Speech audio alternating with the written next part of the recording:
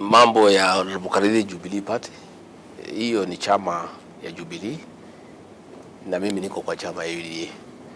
Siwezi ongea mambo ya chama ingine kwa sababu I'm not a member of Jubilee Party. Tulitoka Jubilee tukakuja UDA. Chama yetu ni chama cha UDA.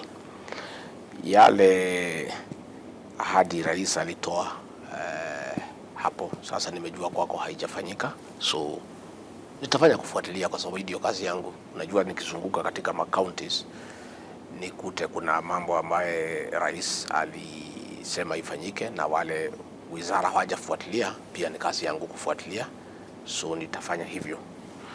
Mambo ya impeachment ya Governor Kawira, mimi niliketi chini na wabunge, nikaketi chini na Kawira, nikakaa chini na MCA, nikajaribu kuwaleta pamoja na nilifanya kazi mingi sana. The first impeachment niliita ma MCA na Kawira, nikawafungia siku 3, tukaelewana. Akaendelea miezi 8. Wakakosana tena. Nikaita Kawira, nikaita MCAs, nikaita wabunge, wakakosa kuelewana.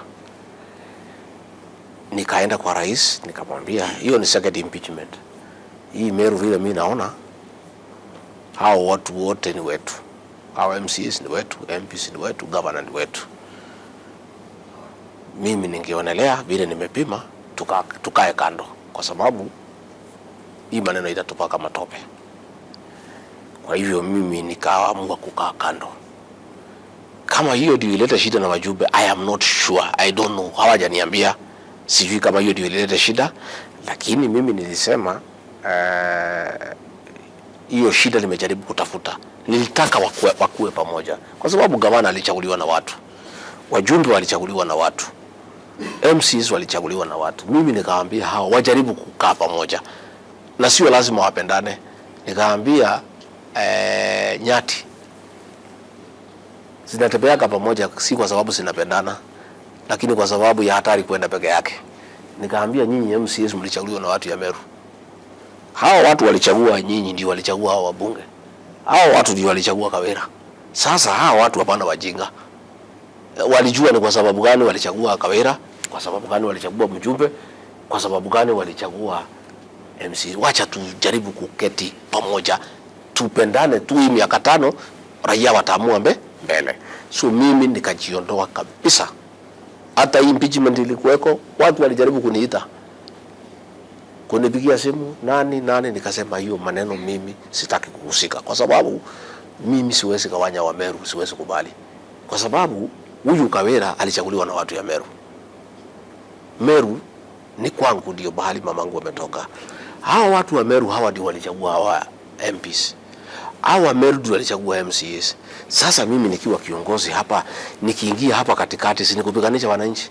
Sasa mimi nikaamua nikae kando, wafanye vile wanaona, lakini hiyo maneno sasa iko kotini na koti itaamua, na si mzuri tuongee jambo ya mambo ambaye iko kotini. Lakini ningeulizwa mimi, kama ningekuwa na uwezo, ningeuliza hao viongozi watafute mbinu ya kukaa pamoja na kufanya kazi pamoja. Kwa ile miaka 5 wamepewa na wananchi, ndio watu wa Meru waweze kusaidika. Hii vita na mfurutano iko hasara kubwa sana kwa wananchi. Na ndio hata mimi naongea kwa kitaifa sasa. Hata sisi tujaribu kama inawezekana tufanye kazi pamoja. Iko watu katika serikali yetu wanataka kuharibu kazi yangu ya pombe. Kazi ya pombe nilipewa na rais na nikafanya na nikakamilisha. Na nikampatia report mpaka kwa cabinet na akafurahi. Tukiwa mkutano Nyandarua, nikamwambia rais kwa kanisa, hii kazi rais ulinipatia ilifaulu, lakini iko watu katika ofisi yako wameanza kupeana mabarua kwa zile kampuni tulifunga, ndio waharibu kazi mimi nimefanya. Lakini sio mimi wataumizwa kwa sababu mimi sikunywi pombe, watoto wangu hawakunywi pombe, ni watoto wetu ambao wataumia. Mimi ningetaka kuomba wale watu wako kwa serikali, hata kama unataka kuangaisha Rigathi Gachagua na kuharibu kazi yake, hakuna haja kurudisha pombe haramu katika Kenya ndio ati naibu wa rais aonekane yeye ni buri. Kila Mkenya anajua kazi nilifanya. Hata ikiharibika watu wote wanajua mimi nilifanya. Ile yangu ni kuambia wananchi ya kwamba iko njama ya kuharibu hiyo kazi, ya kurudisha barua maleseni kwa zile kampuni ambazo zilikuwa zinauza pombe ya kuua watu, ya kuambia polisi wasiende kukamata hii watu, ya kuambia administration hapana kamata hii watu. Hiyo mpango iko ya kuharibu. Na mimi nauliza hawa, tafadhali tuweke siasa kando, tujaribu kujiuliza manufaa ya hii kazi Deputy President aliongoza ni gani kwa jamii, na matunda inaonekana. Familia zilikuwa zimeanza kurudi, vijana wamerudi nyumbani, wameoga, wamekuwa wasafi, watoto wameanza kupatikana, watu wamerudi kwa kazi, watu wamerudi kuchuna chai, watu wamerudi kwa kahawa. Ningeomba tu wale maofisa wetu tuko nao kwa serikali, hata kama mpendi Rigathi Gachagua, hii kazi alifanya ya pombe kwa sababu ilifaulu, tafadhali msiharibu, wacheni tu hiyo kazi iendelee, ndio watoto wetu wakue watu ya maana hapo mbeleni, kwa sababu ndio kesho yetu. Na hao vijana walikuwa wanakunywa hiyo pombe haramu, they are the most productive section of society. Sasa hii kazi yote nilifanya na tukatumia pesa mingi sana ya serikali kuzunguka, kutafuta informers, kufanya masemina, kufanya nini. Mimi mwenyewe nikakuja, nilikuwa na mkutano hapo Chuka, nilikuwa na ingine Nyeri, nilikuwa na ingine Nakuru, nilikuwa na ingine Mombasa. Hii kazi yote tulifanya tukiharibu kwa sababu ya siasa. Ati turudishe hizo pombe baya ndio ati Rigathi Gachagua aonekane ni buri. Ati hiyo kazi iharibike ndio Deputy President aonekane hajafaulu. Nafikiri ni kukosea Wakenya na hakuna haja. Kazi ambayo hujajipea huwezi kujitoa. Ile kazi mimi nafanya kama naibu wa rais nilipewa na Wakenya 7.2 million Kenya. Na mpaka wa sasa sijasikia Mkenya wote ameniambia ya kwamba nimeshindwa na kazi, kwa hivyo natakiwa kujiuzuru. Na kwa hivyo siwezi kujiuzuru kwa sababu sikujipatia kazi, nilipewa. Na wale ambaye nasikia wanasema wanataka kuniondoa, sio hao walinipatia kazi. Kazi nilipewa na Wakenya. Sana hapa Meru nilipewa na Wameru wengi sana, kwa Embu, Tharaka, Wachuka.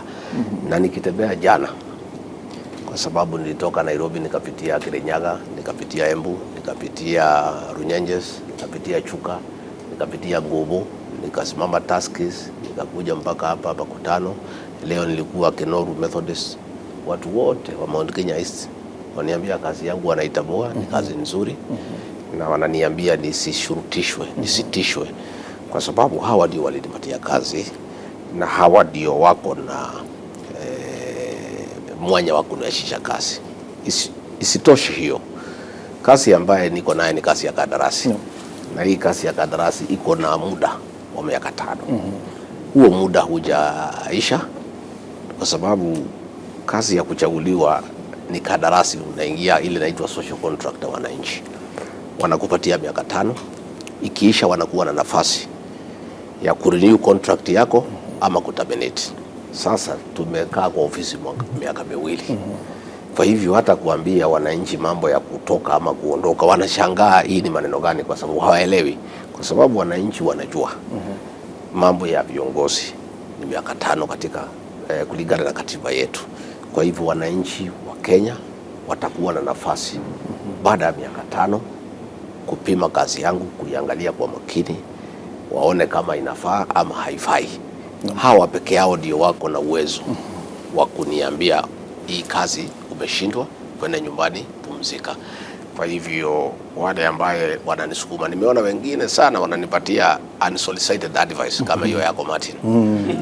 Kuniambia wewe sasa umesukumwa sana, kelele iko mingi, si uondoke tu. Siwezi ondoka kwa sababu mimi sijashindwa na kazi. Kulingana na mimi nimejaribu ile kazi nimepewa na rais, nimefanya. Ukiniuliza nitamwambia ile kazi yote nimefanya. Ni gali niko na nguvu, ni gali niko na mtisha wa kufanya kazi. Na nikijipima mimi sijakeuka sheria pahali yeyote. Hakuna makosa ambaye niko naye. Rais mwenyewe, bosi yangu hajaniita niambie umeshindwa hapa, nilikupatia hii kazi hujafanya, nimekupatia hii hujafanya. Wale wanaongea na watu wengine, nasikia wanapiga kelele huko nje, huyu afanyi kazi, huyu hasaidii rais, huyu hatetei serikali. Mimi rais mwenyewe hajaniambia kama mkuu wangu aniambie umeshindwa na kazi. Wananchi walinipea kazi, hawajaniambia umeshindwa na kazi. Sasa mimi naendelea na kazi yangu.